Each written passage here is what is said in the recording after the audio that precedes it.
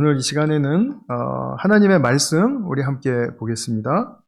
창세기 50장 15절로부터 21절까지입니다. 제가 세 번역으로 봉독하겠습니다. 요셉의 형제들은 아버지를 여의고 나서 요셉이 자기들을 미워하여 그들에게서 당한 온갖 억울함을 안갚음하면 어찌하나 하는 생각이 들어서 요셉에게 전가를 보냈다. 아버지께서 돌아가시기 전에 남기신 유언이 있습니다. 아우님에게 전하라고 하시면서 너의 형들이 너에게 몹쓸 일을 저질렀지만 이제 이 아버지는 네가 형들의 허물과 죄를 용서하여 주기를 바란다 하셨습니다. 그러니 아우님은 우리 아버지께서 섬기신 그 하나님의 종들인 우리가 지은 죄를 용서하여 주시기 바랍니다. 요셉은 이 말을 전해 듣고서 울었다. 곧 이어서 요셉의 형들이 직접 와서 요셉 앞에 엎드려서 말하였다. 우리는 아우님의 종입니다. 요셉이 그들에게 말하였다. 두려워하지 마십시오. 내가 하나님을 대신하기라도 하겠습니까? 20절, 21절 말씀은 같이 읽겠습니다. 형님들은 나를 해치려고 하였지만 하나님은 오히려 그것을 선하게 바꾸셔서 오늘과 같이 수많은 사람의 생명을 구원하셨습니다. 그러니 형님들은 두려워하지 마십시오. 내가 형님들을 모시고 형님들의 자식을 돌보겠습니다. 이렇게 요셉은 그들을 간곡한 말로 위로하였다. 아멘. 우리 말씀 위에서 잠깐 기도하겠습니다. 사랑하는 주님, 성경에 참으로 아름답게 나오는 우리 요셉의 이야기를 오늘 함께 나누려고 합니다. 말하는 자와 듣는 모든 성도들이 하나가 되어서 주님의 말씀을 잘 새기는 그런 축복의 시간 되게 하여 주시옵소서. 주님의 성령께 이 시간을 의탁드리오며 우리 구주 예수님의 이름으로 기도하였습니다. 아멘. 네, 아바드의 사람들 이제 5번째 시간입니다. 우리 아바드라는 말은 가꾼다라는 뜻이라고 했죠. 그 앞에 한마디를 더 붙인다면 하나님의 목적대로 가꾸는 이라는 말이 되면 더 의미가 명확해질 것 같습니다.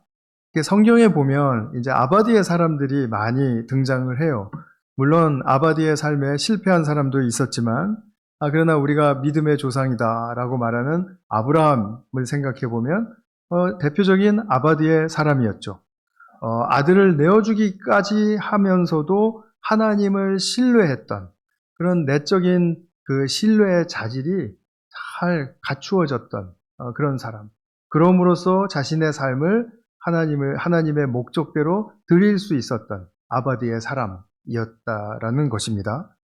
우리 야곱을 생각해 보면 본성은 좀 얍삽하고 그리고 또 속이고 하는 그런 버릇이 있었을지 몰라도 그러나 하나님과의 깊은 씨름 가운데서 자신의 새로운 정체성을 얻고 그것을 발견해서 정말 하나님의 사람으로서 이스라엘이라는 그런 신분에 맞게 아바드의 사람으로 살게 되었죠. 그러니까 오늘은 야곱의 11번째 아들 요셉, 그 유명한 요셉 이야기를 좀 살펴보도록 하겠습니다. 요셉은 성경에서 용서의 아이콘입니다. 다 그건 알고 계시죠? 그가 용서의 사람으로 처음부터 섰던 건 아니었습니다. 그러나 그가 용서의 사람으로 서게 되었을 때 하나님이 그에게 허락하여 주신 이제 아바디의 삶을 잘 살아갈 수 있었다라는 이제 그런 이야기인데요. 오늘 요셉의 이야기를 조금 좀 들춰보도록 하겠습니다. 또 창세기 37장부터 50장까지 길게 나오는데 이걸 다 우리가 다룰 수 없지 않습니까? 그래서 제가 이제 오늘 설교 시간에 한 3, 40분 정도 동안에 말씀을 좀 드리려고 하는데 제가 좀 잘 전할 수 있도록 마음으로 좀 기도해 주시기를 부탁을 드립니다. 요셉의 형은 10명이나 되었습니다. 근데 10명 형 다 배다른 어머니에게서 나온 형들이었어요. 라헬이 자기의 어머니였으니까 이제 레아에게서 나온 아들, 레아의 종인 실바에게서 나온 아들, 그리고 또 라헬의 종이었던 빌하에게서 나온 아들들. 그래서 이제 10명이었는데 그 10명과 요셉 이렇게 10대 1로 이게 뭔가 좀 안 좋은 구도가 좀 짜이게 되었죠. 창세기 37장을 보시면은 이렇습니다. 17살 된 소년 요셉이 아버지의 첩들인 빌하와 실바가 낳은 형들과 함께 양을 치는데 요셉은 형들의 허물을 아버지에게 일러 바치곤 하였다. 요셉이 한 일부터 먼저 이렇게 고발을 합니다. 이스라엘은 늙음하게 요셉을 얻었으므로 다른 아들들보다 요셉을 더 사랑하여서 그에게 화려한 옷을 지어 입혔다. 참 안 좋은 가정이죠. 네. 형들은 아버지가 그를 자기들보다 더 사랑하는 것을 보고서 요셉을 미워하여 그에게 말 한마디도 다정스럽게 하는 법이 없었다. 이것이 그들의 현실이었습니다. 아주 정말 참 힘든 가정입니다. 근데 이제 이 모든 이야기들을 좀 줄여서 형들이 이제 양떼를 치려고 먼 거리 타지로 나갔습니다. 그때 요셉은 집에 남아 있다가 아버지가 야, 형들 좀 잘 지내는지 보고 와라 이렇게 말씀하셔서 이제 그 형들을 찾아서 떠나게 돼요. 그래서 세겜이라는 곳을 거쳐서 도단이라는 곳까지 이제 가게 되는데 이 요셉의 형들이 멀리서 보니까 요셉 자기 동생이 오고 있거든요. 그러니까 화려한 옷을 입고 있으니까 금방 눈에 띄었나 봐요. 근데 요셉이 오는 것을 보고 음모를 꾸밉니다. 그들은 아주 거칠고 과격하거든요. 아시죠? 시므온과 레위 같은 사람은 칼을 들고서는 세겜 성읍에 있는 모든 남자들을 할례받게 해놓고서 다 죽여버리는 그런 좀 과격한 형제들도 있습니다. 37장 20절에 보면 저 녀석을 죽여서 동생인데 구덩이에 던져놓고 사나운 짐승이 잡아먹었다고 그렇게 우리 얘기하자. 우리 그렇게 짜자. 이렇게 이야기를 합니다. 그러니까 이제 또 르우벤이라는 큰 형이 나타나서 그래도 죽이지는 말자. 그래서 구덩이에 쳐넣었습니다. 근데 스스로 빠져나올 수 없는 구덩이입니다. 그런데 마침 보니까 이집트로 내려가던 이스마엘 상인들이 보였어요. 그래서 이스마엘 상인들을 불러서 야, 우리가 노예로 하나 팔자가 있는데 사겠느냐 그랬더니 좋다 그래서 20냥 받고 그리고 팔아버렸습니다. 이게 이제 형제들 간에 일어난 일입니다. 그리고는 아버지에게 돌아와서는 이제 그 피 묻은 옷을 이렇게 보여주고 동생이 없어졌습니다. 이거 아버지 아들 옷 맞죠? 이렇게 말하는 거죠. 자기들이 짐승을 잡아가지고 피를 묻혀놓고 그리고선 아버지한테 보여주니까 아버지는 어떻게 짐작하겠습니까? 내 아들이 잡혀 먹혔구나. 그렇게 해서 제일 사랑했던 이 요셉이라는 아들을 야곱이 이제 잃게 돼요. 근데 죽은 건 아니고 이집트로 팔려간 것이었죠. 그때 요셉의 나이가 17살이었습니다. 아주 어린 나이죠. 그 요셉이 경호대장 보디발이라는 사람의 그 집에 노예로 이제 팔려가게 되었는데 그 성경의 기록에 보면 이 요셉과 하나님이 요셉과 함께 동행하셨다라는 말이 아주 군데군데 이렇게 계속 나옵니다. 그러니까 하나님이 동행하시며 요셉을 돌보셨다라는 그런 의미죠. 근데 39장 여러 곳에서도 주님께서 요셉과 함께 하셨다 이렇게 이야기를 합니다. 요셉은 이 또 성실하기까지 해서 보디발의 그 집안의 관리인으로까지 이제 등극하게 되거든요. 그런데 그 아내가 문제가 있었죠. 비도덕적인 아주 유혹하는 그런 욕망의 여인이었습니다. 그래서 요셉과 자꾸 잠자리를 청하는데 요셉이 거절을 하니까 그러니까 이제 앙심을 품고 그리고 요셉이 자기를 겁탈하려고 했다고 하는 그 누명을 씌워서 이제 감옥에 쳐넣죠. 물론 감옥에서 만난 이제 바로의 신하였던 빵 굽는 시종장 덕택으로 이제 풀려나게는 됩니다. 그래서 그것을 계기로 해서 바로 이제 이집트의 제2인자로 이제 올라서게 되는데 이 감옥에서 나와서 이 국무총리라는 이집트의 2인자로 올라서게 되는 나이가 30살이었습니다. 그러니까 17살 때 노예로 팔려가서 30살이 되기까지 이 사람은 계속해서 종살이 그리고 죄수 이렇게 비참한 인생을 20대를 보내게 된 것입니다. 자기가 그렇게까지 잘못해서 이런 벌을 받아야 되나 하는 거 생각해보면 우리 누구나 다 그건 아니다 이렇게 생각하실 거예요. 정말 요셉의 소년 시절 또 청년 시절을 보면 정말 얼마나 기구한 운명을 살았는지 모릅니다. 그런데 요셉이 경험한 이 하나님과의 영적인 체험이 바로 이 가장 처참한 바닥, 이 감옥에서 일어났습니다. 그러니까 우리가 고난이 와도 우리 불평하지 말고 기도의 기회로 삼자라고 말하는 우리 이 성가대 우리 찬양처럼 요셉이 이제 그런 은혜에 그래도 그 마음을 얻고 그리고 하나님의 보살핌을 받은 것 같아요. 39장 21절 23절을 보시게 되면 이런 말씀이 나옵니다. 주님께서 이제 감옥 안에서 이야기입니다. 주님께서 그와 함께 계시면서 돌보아 주시고 그를 한결같이 사랑하셔서 간수장이 눈에 들게 하셨다. 우리 그 다음 같이 읽어볼까요? 간수장은 요셉에게 모든 일을 맡기고 아무것도 간섭하지 않았다. 그렇게 된 것은 주님께서 요셉을 돌보셔서 그가 하는 일은 무엇이나 다 잘 되게 해주셨기 때문이다.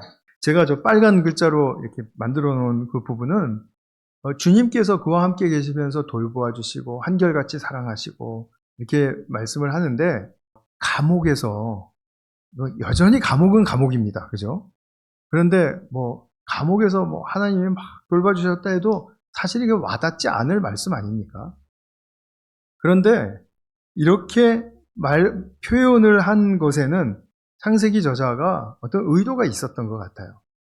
요셉이 바로 이 감옥에서 어떤 영적인 그런 경이로운 체험을 하게 된다라는 것을 이제 하나님이 함께 하셔서 이렇게 된 것이다. 특별히 돌보셨고 은혜를 베풀어 주셔서 그런 경험을 하게 된 것이다. 라는 것을 말해주고 싶었던 것 같아요. 그러나 이런 하나님이 함께 하시는 과정 속에서도 석방의 기미는 보이지 않았습니다. 그런데 그곳에서 결국은 누구와 싸움이 일어났겠습니까? 하나님 왜 이러셨어요? 하나님과 싸움이 일어나는 거죠. 그리고 또 자신과의 싸움도 일어나는 거죠. 하나님과의 싸움은 항상 자신과의 싸움을 동반합니다. 이 동전의 양면 같아요.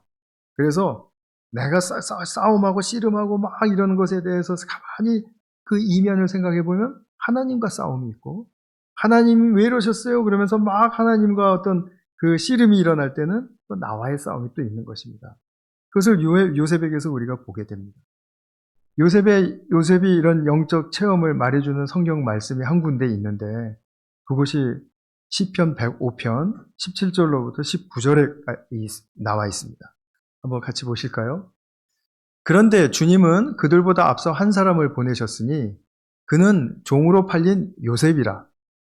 사람들은 그 발에 착고를 채우고 그 목에는 쇠칼을 씌웠다.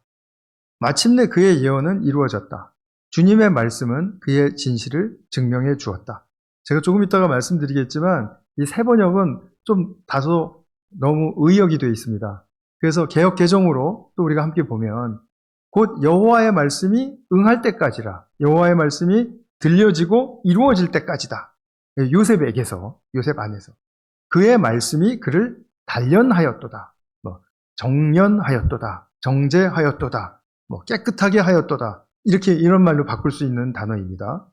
그래서 이 19절을 보게 되면 하나님의 말씀이 요셉에게 들어가서 무언가 하나님의 말씀을 성취한 결과를 우리에게 암시해주고 있는 것이죠. 그리고 그 말씀을 받은 요셉은 말씀 때문에 단련받기 시작하는 것입니다. 변화가 일어나고 그 변화에 맞춰서 나를 어떤 수준으로 또는 어떤 방향으로 나아가야 할 것인가에 대해서 자기의 내면적인 씨름이 계속해서 일어나게 되었다는 그런 어떤 측면을 우리에게 말해줍니다. 근데 요셉의 상태는 어땠죠? 발에는 착고를 차고 목에는 쇠칼을 찼습니다. 자, 이 말은 꼼짝 못하는 상황이라는 뜻이죠. 스스로 아무것도 할 수 없는 상태라는 것입니다. 단지 생각만 왔다 갔다 할 뿐입니다. 그죠? 그는 무력하고 어떤 것도 할 수 없는 상태에서 그가 할 수 있는 유일한 것은 생각뿐이에요. 근데 그 생각이 무엇으로 처음에 가득 찼을까요? 그 감옥이라는 처참한 곳을 생각해 보면 내가 왜 여기 있어야 되지? 그러면 곧장 보디발의 아내가 생각이 나겠죠. 정말 그 여인 때문에 내가 이렇게 고생을 하는구나. 정말 못된 여인이다. 이렇게 생각을 했겠죠. 그런데 누구 하나를 탓하면 반드시 꼬리에 꼬리를 물고 또 탓해야 될 대상이 또 나타납니다. 내가 왜 이집트에 와서 이 고생이지? 했으면 누구 탓해야 될까요? 형들 탓이죠. 왜 형들 원수같이 느껴졌을 거예요. 그런데 형들이 왜 나한테 그렇게 미움을 줬지? 생각해보면 또 왜 그랬을까요? 아버지. 아버지는 왜 나만 편해 해가지고 형들에게 이렇게 나쁜 마음을 들게 하고 그랬을까? 그러다 보면 또 누구 탓하겠죠? 이제 자신 탓해야죠. 내가 아무리 어렸지만 좀 일어나는 일마다 아버지한테 가서 고자질하고 이렇게 크게 들립니까? 고자질하고 그런 거, 야, 나도 정말 철없었다. 내가 왜 그렇게 했을까? 이랬겠죠. 그러니까 모든 것이 탓하는 것이고 모든 것이 후회이고 막 이런 상황인 거죠. 이런 뒤범벅인 생각에 빠지면은 사람이 잘 헤어나올 수 있을까요? 잘 헤어나오지 못합니다. 점점 더 빠지게 됩니다. 누구라도 그렇죠. 그런데 주님이 여러 사람들로 말미암아 이렇게 깊은 상처를 입은 그 요셉을 그냥 내버려 두시지 않았고요. 그냥 또 막연하게 위로만 해주시지도 않았고, 아까 성경 말씀에서 보신 것처럼 단련시키셨다라고 말합니다. 단련시킨 내용이 무엇인지는 좀 이렇게 기록되지는 않았습니다. 그러나 분명히 하나님이 이런 도전이셨을 거라고 생각이 됩니다. 지금까지 내가 너와 함께 하면서 말해준 말씀들을 한번 생각해 봐라. 거기에 내 인생이 바닥에서 헤매다가 이렇게 마치게 할 것이라고 비추는 어떤 말 한마디라도 있었으면 생각해 봐라. 없었지? 실제로 없었죠. 그리고 내가 너에게 준 꿈도 있었지. 꿈 때문에 또 사단이 벌어지잖아요. 요셉이 꿈을 꿨는데 형들의 볕단은 다 자기를 향해서 절을 하더라는 거죠. 그 얘기를 또 왜 했겠습니까? 저 같으면 절대로 안 합니다. 그리고 또 해와 달과 별 11개 딱 지칭한 거예요. 그 형들하고 가족들, 누나까지 해서. 별 11개가 나에게 절합니다. 그 아버지의 미움까지도 받았잖아요. 그 말을 했다고. 그런데 하나님이 그 꿈을 주신 이유가 뭐였을까요? 네 인생이 이렇게 바닥에서 끝나지 않는다라는 것을 정말 암시하시는 어떤 꿈이었을 가능성이 큽니다. 물론 요셉이 꿈의 사람 그래가지고 이렇게 해서 꿈을 꾸었으니까 또 포기하지 않았으니까 잘 됐다 이렇게 얘기할 수 있지만 사실은 그건 너무 피상적인 이야기입니다. 요셉은 그 꿈을 꾸었어도 그 꿈을 다 잊어버리고 정말 원망과 탓과 후회로 가득 찬 그런 바닥의 인생 오래 있었거든요. 그러니까 하나님께서 이렇게 말씀하시는 겁니다. 자, 네가 착고를 차고 쇠칼을 쓰고 나서 이런 상황이면 아무것도 할 수 없지. 내 스스로 할 수 없지. 이제 내가 너에게 무언가를 해줄게. 그리고 말씀하시는 거죠. 성경에서 말씀이라는 건 그냥 말이라는 것을 차원을 넘어서 인격, 존재, 그런 어떤 막강한 힘. 그 막강한 힘이라 그러면 결국 생명의 힘이고 창조의 힘이고 이 땅을 완성하는 완성의 힘이죠. 말씀은 그런 의미를 갖습니다. 그러면 하나님께서 그에게 말씀을 주셔요. 이렇게 하나님께서 달래시며 또 다시 한번 생각해 보게 하시며 또 하나님이 여태까지 요셉에게 하셨던 모든 일들을 또 기억하게 하시며 그렇게 봤을 때 요셉이 하나님이 내게 잘못하신 것이 아무것도 없거든요. 이건 다 인간사에서 벌어진 것들이거든요. 이것이 분별이 되는 거죠. 그러니까 이제 요셉은 여기서 자기의 인생의 방향을 분명하게 결단을 해야 될 때가 온 것입니다. 내가 무엇을 어떻게 해야 할까를 결단하는 게 아니고 내가 아무것도 할 수 없는 이 상황 속에서 내가 지금 할 수 있는 유일한 것은 내가 어떤 사람이 되어야 할까에 대한 결단입니다. 나는 여기서 어떤 사람이 되어야 할까? 내가 꼼짝할 수 없는 모든 제약의 상태에 내가 갇혀 있지만 그러나 내가 지금까지 내가 생각해봐도 너무나도 분명한 후회와 탓과 원망의 사람으로 내가 살아야 할까? 아니면 나는 하나님이 이토록 나에게 긍정적인 메시지를 평생 주셔왔고 지금 이 자리에서도 하나님은 나를 결코 여기서 망하게 하시지 않을 거라는 그런 메시지를 주셨는데 나는 그러면 어떤 사람이 되어야 할까? 어떤 사람이 되어야 하겠습니까? 지금 나를 옥죄고 있는 모든 상처와 상처를 준 사람들로부터 자유하는 자유인이 되어야죠. 자유인. 이것이 하나님이 원하시는 거죠. 그래, 맞아. 요셉, 너는 나와 함께 동행하는 사람이지 지금 네가 미워하고 탓하는 그 사람들과 함께할 인생 아니잖아. 그런 사람들 네 주변에 지금 아무도 없잖아. 감옥이니까 더군다나 없겠지만 없지 않습니까? 그러면 하나님과 동행하면서 적어도 그 하나님과 함께하는 시간만큼은 어떤 사람이 되어야 되겠습니까? 원망과 탓이 계속해서 자녀 세력으로 남아있고 나를 억누르고 나를 괴롭히는 그러한 상태에서 살아가야 되겠습니까? 그런 사람으로? 아니죠. 하나님과 함께하면 나는 그들로부터 자유한다. 자유인으로 살아가야죠. 자, 그러면 여기서 자유한다라는 의미가 뭘까요? 용서를 의미하는 것입니다. 용서.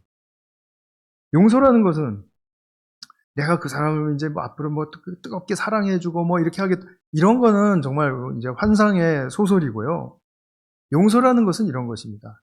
내게 아무리 나쁜 일을 했고, 내게 아무리 어떤 해코지를 했고, 나를 미워하고, 그리고 나를 또 배척한다 할지라도, 나는 이것을 내 인생의 한 부분으로 받아들이겠다라는 겁니다.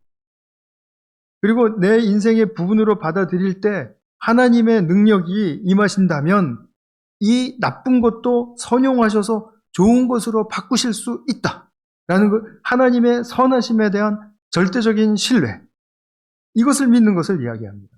용서는 그것이 바탕입니다. 그렇기 때문에 용서는 내가 뭐 이렇게 난 용서할 자신이 없어요. 아니, 당연하죠. 우리가 생각하는 용서는 할 수가 없습니다. 나를 미워하는 사람들 향해서 내가 어떻게 뜨겁게 사랑을 해주겠어요. 진심이 아니죠. 그러나 그것을 용서라고 하지 않는다라는데 착안하셔야 된다라는 거죠. 무슨 말씀인지 아시겠죠?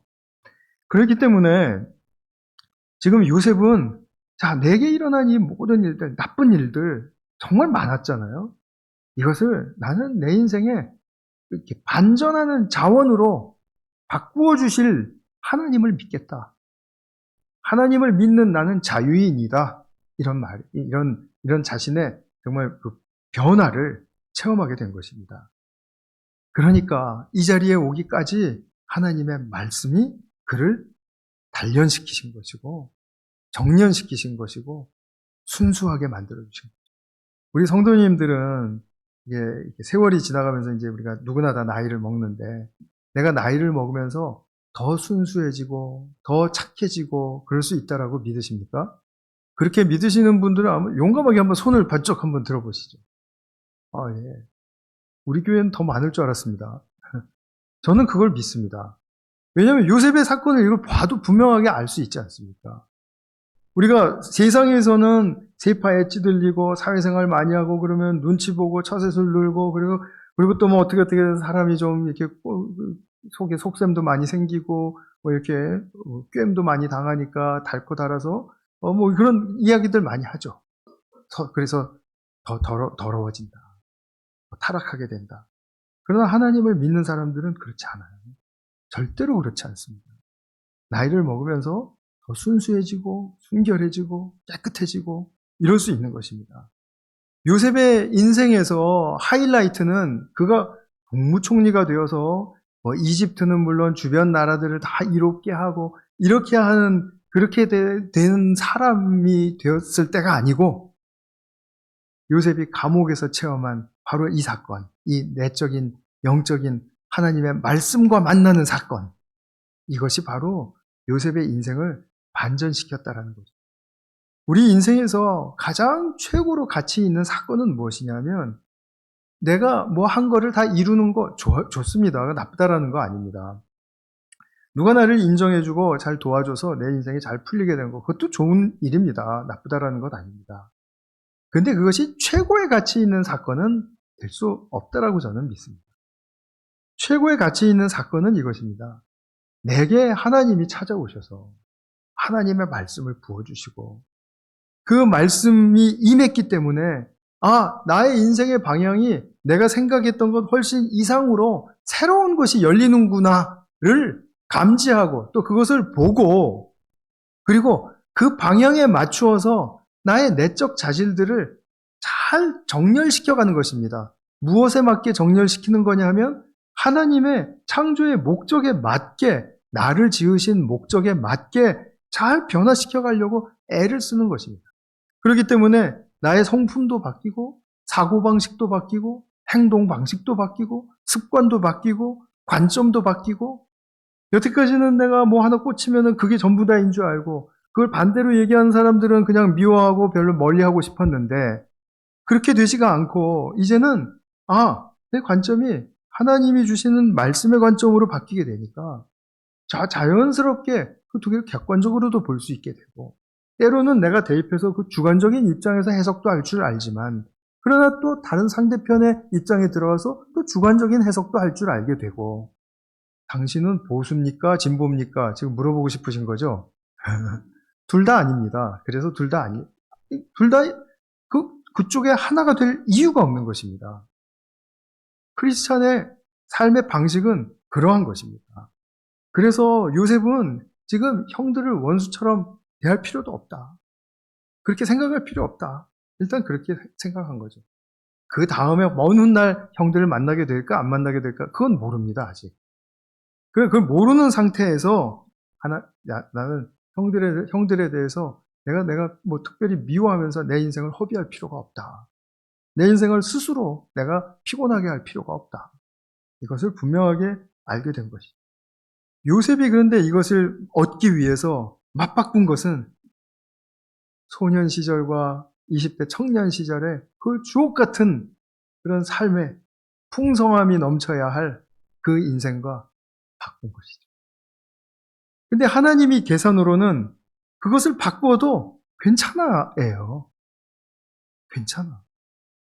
훨씬 더 요셉이 진정한 아바디의 사람으로 나가게 하기 위해서 이것을 내려놓기를 원하셨던 것입니다. 자신의 인생을 송두리째 내려놓기를 원하셨던 것입니다. 그럼 어떻게 보면 하나님은 잔인하시지만, 그러나 그 결과는 우리에게 어떤 열매를 맺게 해줍니다. 이것은 정말 우리가 정말 한번 심각하게 생각해 보아야 할 문제가 되겠죠. 훗날 이제 가뭄이 들어서 요셉이 국무총리 된 다음의 일이죠. 형들이 이집트로 식량을 구하러 왔을 때 그때 알게 되는 거죠. 형들이 지금 오는구나. 만나게 되는구나. 살아있으니까 만나는구나. 이거죠. 하나님은 자신을 가족보다 먼저 이집트로 보내셨음을 이제 확신하게 된 거죠. 그때. 그러면서 조상 아브라함에게 하신 말씀까지 기억하게 된 거죠. 물론 성경에는 그런 거를 기억했다고는 얘기하지 않지만 이건 흐름상 너무나도 선명합니다. 아브라함에게 말씀하신 것이 아브라함의 자손이 다른 나라 가서 한 400년 정도 종살이하고 그리고 많은 재물을 얻어서 가나안 땅, 아브라함이 먼저 정착했던 그 땅으로 돌아오게 할 것이다 라고 말씀을 하셨는데, 아브라함의 자손이 400년을 지낼 곳이 바로 내가 국무총리가 된 이 땅 이집트로구나 하는 것을 또 알게 되었을 거예요. 그러면 지금 하나님의 말씀이 다 지금 이렇게 뭔가 아구가 맞아 가면서 풀리기 시작하는 거죠. 그렇게 되면은 정말 자신의 인생은 하나님이 이끌어 가시는구나.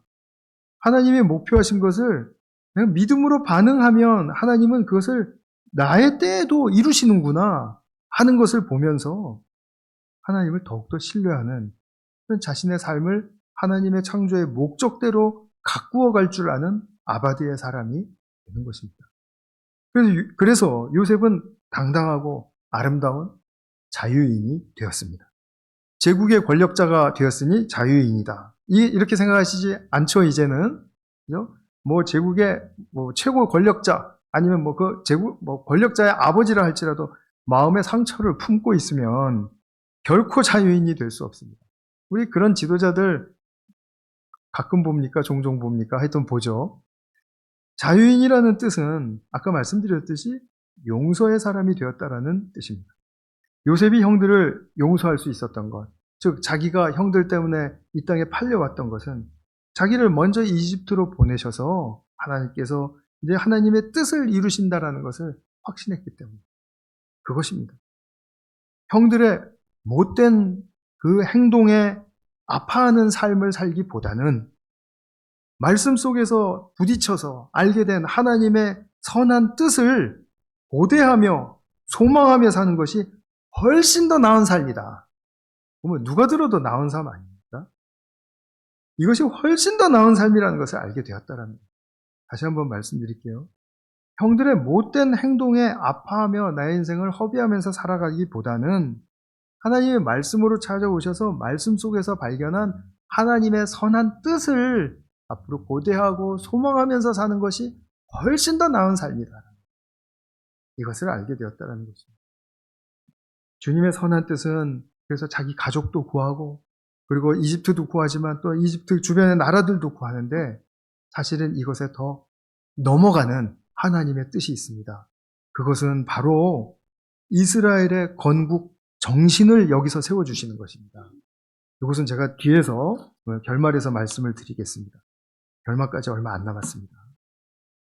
저는 정말 제가 이렇게 목회도 하고 또 사람으로서 살아가면서 만나는 그런 모든 사람들이 용서를 하고 싶어 한다라는 용서의 마음을 갖고 싶어 한다라는 그 소원을 보곤 합니다. 많이 보곤 합니다. 그런데 현실은 어떻습니까? 탓하고 한을 품어 보이는 사람들이 훨씬 많습니다. 물론 우리가 표면적으로 다 드러나지 않기 때문에 누가 그런지 모릅니다. 또 어느 정도인지도 잘 모릅니다. 그러나 가끔가다 툭툭 튀어나온다는 말들을 이렇게 보면 그게 진심일 때가 굉장히 많거든요. 근데 보면 굉장히 이것이 뭐가 독이 있는 거예요. 한이 있는 거죠, 한. 풀려고 해도 잘 안 풀리는 한이 있어요. 근데 우리가 짚고 넘어가야 할 것이 있습니다. 이렇게 용서하고자 하는 마음은 있지만 용서가 안 되는 이유를 내가 마음의 상처가 심해서라고 생각하기가 참 쉽습니다. 그렇게 생각 많이 해보셨죠? 그게 나쁘다라는 뜻은 아닙니다. 그럴 수 있습니다. 근데 왜 용서를 못하냐면 우리는 인생에서 용서를 배워본 적이 없기 때문에 못하는 것입니다. 배웠다 하더라도 피상적으로 배웠고 그리고 그냥 지나가는 스쳐가는 사건으로서 그냥 용서를 듣고 그냥 흘려보냈기 때문에 실질적으로 내 삶 속에서 용서를 하려고 할 때는 그 용서가 무엇인지도 잘 감이 안 잡히고 그리고 내가 용서를 하면 내가 어떻게 해야 되는지도 잘 모르겠고 그리고 용서를 한다 그러면 일단 두려움이 앞섭니다. 왜냐하면 저 사람이 내가 용서해 준다고 할 때 안 받아주면 어떻게 하지? 그거잖아요. 그래서 용서에 대한 성경의 가르침을 잘 배우셔야 됩니다. 그 보따리는 제가 나중 기회를 통해서 풀어드리기로 하고 그것까지 오늘 못하니까요. 그러니까 우리는 하나님이 나를 용서하시는 것을 일단 구체적으로 보실 수 있어야 돼요. 나와 하나님과의 관계에서 용서의 사건이 일어났다. 그러면 하나님이 나를 용서하신 것이죠. 그렇다면 하나님이 나를 어떻게 용서하셨는가를 구체적으로 좀 말씀하실 수 있어야 됩니다. 그 정도까지는 돼야 됩니다. 그냥 무조건 그냥 하나님이 나를 용서하셨어. 나를 사랑하신대. 이게 아니고 나의 어떤 면을 어떻게 건드리셔서 내가 하나님이 나를 용서하신다는 것을 내가 그제서야 알게 됐어. 그런 어떤 경험. 그럼으로써 용서를 배워가야 한다라는 말씀입니다. 그리고 성경을 보시면은 성경에서 어떤 인물들이 다는 아니지만 용서하는 모습들을 아주 선명하게 보여줍니다. 그래서 성경의 말씀을 만나고 성경의 말씀을 품어야 이 용서를 배우게 되는 거죠. 물론 내게 믿음에 좋은 그런 어떤 본이 있어서 그 본이 나에게 용서는 이렇게 하는 거라고 이렇게 직간접적으로 보여주는 사람이 있다면 그것도 너무나 나에게는 축복인 일인 거죠. 이렇게 해서 용서를 배워야 우리가 용서할 수 있는 사람이 됩니다. 그런데 내 힘으로 용서하려니까 그게 안 되는 것입니다. 야곱이 죽으니까 요셉의 형들이 요셉이 이제는 정말 자기의 본색을 드러낼 거야. 이러면서 자기들에게 이제 자기가 못된 짓을 했으니까 안갚음할 것이라는 걱정을 했습니다. 아까 성경을 본문을 읽으신 내용이 그것입니다. 그래서 요셉에게 가서 거짓말을 하죠. 너희 형들이 아버지가 이렇게 얘기했다 하면서 꼭 전해달래. 뭐 전할 거면은 아버지가 요셉에게 직접 말씀하고 돌아가지 왜 형들에게 말했겠어요?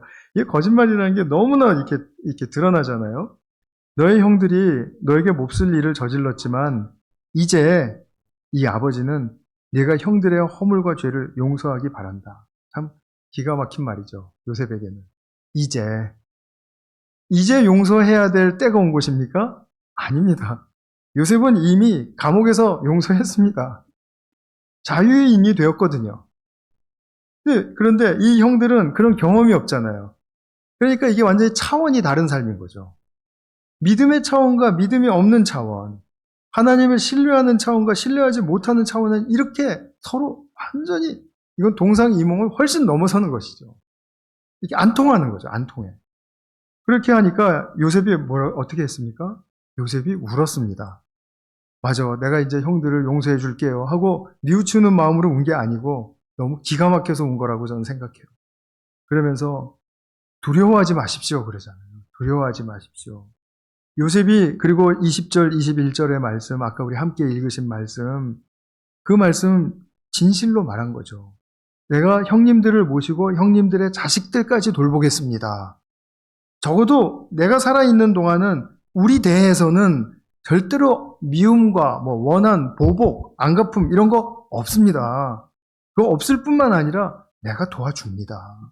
그거를 꼭 받아주십시오. 지금 이렇게 간곡한 말로 그 형들을 위로했다 이렇게 이야기합니다. 그러니까 요셉의 이 용서가 한 집안의 형제들 차원에서 이렇게 아름다운 이 결말을 이렇게 맺게 되었는데 사실은 이 정도에서 끝나지 않고 제가 앞서서 말씀드린 것처럼 이스라엘의 건국의 정신으로 이제 이것이 기초로 놓여지게 됩니다. 무슨 말씀이냐면 요셉이 이 형들을 용서하지 않았다면 어떻게 됐을까요? 형들 아주 풍지박산 났겠죠. 그러면 건재하게 살아있을 수가 없죠. 흩어졌거나 어떻게 됐겠죠.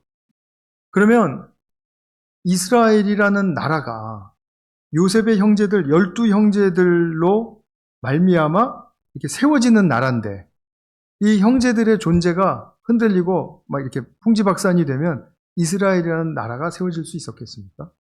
그러나 요셉의 이 용서로 말미암아 하나님께서는 이 형제들을 이스라엘의 12시조로 세우시고 그리고 그들의 자손들을 모아서 400년 넘게 모아서 그래서 광야에서 그죠? 출애굽 후에 광야의 시내산에서 그들을 이스라엘 나의 장자다라고 하면서 이스라엘이라는 국가를 인정해 주시죠.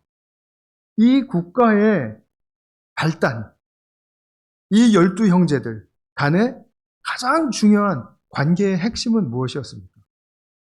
요셉의 용서였죠. 그리고 자식들까지도 돌봐주는 책임감이었죠. 그러니까 이스라엘은 이 건국 정신을 잊으면 안 되는 것입니다. 만약에 우리 지금 싸우는 이스라엘, 그 이스라엘이 이러한 건국 정신을 잊는다면 그러면은 이스라엘을 세우신 하나님을 무시하는 결과가 됩니다. 이와 같이 이 땅에 예수님께서 하나님 나라를 가져오셔서 성취해 주셨습니다. 하나님 나라가 도래하게 해 주셨습니다. 근데 이 하나님 나라의 건국 정신은 무엇일까요? 십자가의 사랑과 용서. 하나님의 나라는 이렇게 세워지는 것입니다. 그러니까 우리가 하나님 나라의 백성이 되어서 그 하나님의 자녀가 되었고 그래서 하나님 나라를 누리는 삶을 산다 하면 어떤 기초가 견고해야 할까요? 사랑과 용서입니다.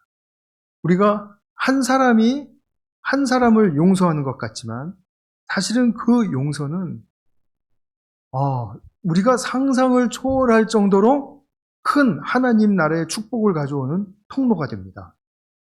그 풍성한 열매가 맺히게 하는 그런 도구가 됩니다. 그래서 우리가 요셉의 이 용서를 개인적인 차원에서만 볼 것이 아니다라는 것을 우리가 다 아셨으면 좋겠습니다. 그가 용서의 사람이 되어서 자기의 그 개인적인 삶을 가꾸는 차원에서 형제들을 돌보고 그리고 또 책임져 주는 그 차원으로 나갈 뿐만 아니라 더 나아가서 한 나라가 용서의 정신으로 세워지게 하는, 그리고 용서의 정신으로 성장하게 하는 진정한 아바디의 국가가 되게 한다라는 것까지 우리가 좀 관점을 넓혀서 볼 수 있으면 좋겠어요. 오늘날 우리 삶에서도 이 용서의 가르침을 무엇보다도 절실하고 확실하게 배워 나가야 되겠습니다. 그럼으로써 이 용서의 기초가 되는 성도님들의 개인적인 삶이 이루어지고, 가정이 이루어지고, 그리고 목장이 이루어지고, 우리 교회가 이루어지는 그런 축복이 임할 수 있기를 축원합니다. 기도하겠습니다. 사랑하는 아버지 하나님, 주님께서 요셉을 통해서 이루어 주신 그 용서의 삶, 이것이 얼마나 우리에게는 하나님 나라의 큰 기초가 되고 또 그것이 얼마나 큰 성장의 요인이 되는지 저희들이 오늘 한번 살펴보았습니다.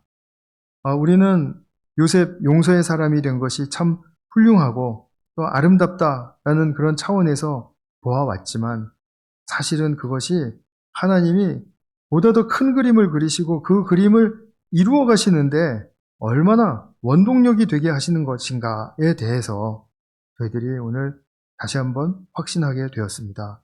주님, 우리가 용서를 잘 배우는 그런 주님의 아들, 딸들 되게 하여 주시옵소서. 우리 구주 예수님의 이름으로 기도하였습니다. 아멘.